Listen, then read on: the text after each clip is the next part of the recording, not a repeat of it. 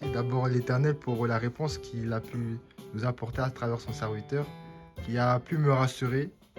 Et j'invite aussi tout à chacun à demeurer en prière pour l'humanité et à placer la confiance en l'Éternel, à beaucoup placer sa confiance en l'Éternel, car c'est lui seul qui peut nous sauver et non les dirigeants de ce monde. Je ne sais pas si... Oui, c'est dans l'Éternel qu'il y a le salut.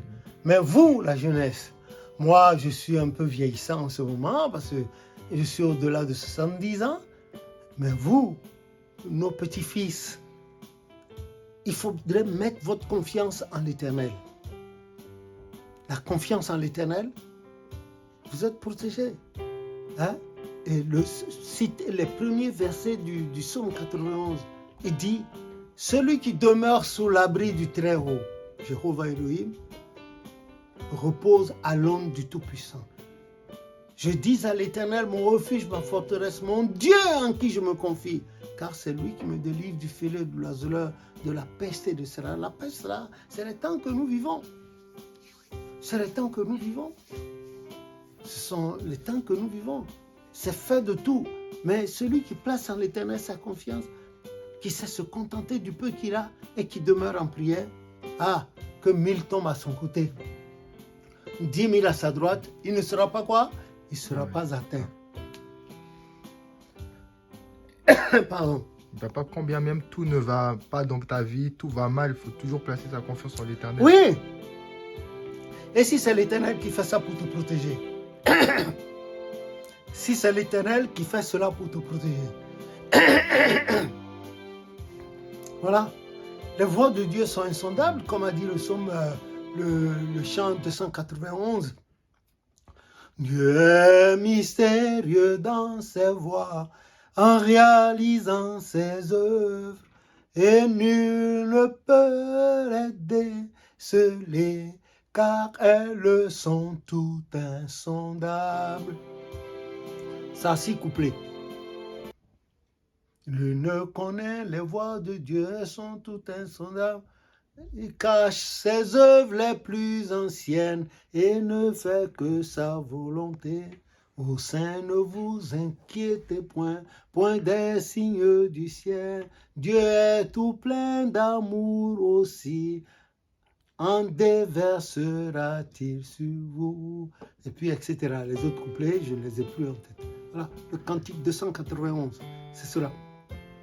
Et ça a été révélé le jeudi 31 octobre 1964 par la visionnaire qu'on a su Maman Mundorumbo surnommée Camino, à Porto Novo à Padahume. Voilà. Donc, c'est la confiance à l'Éternel. La confiance, David avait confiance en l'Éternel quand il allait se confronter au géant Goliath, qui a l'habitude, lui, de la guerre. Et David est allé devant lui avec une petite fronde et 5 petits cailloux qu'il a ramassés dans le ruisseau. Mais on a vu un seul jet. David n'avait rien que sa fronde pour lutter contre les géants.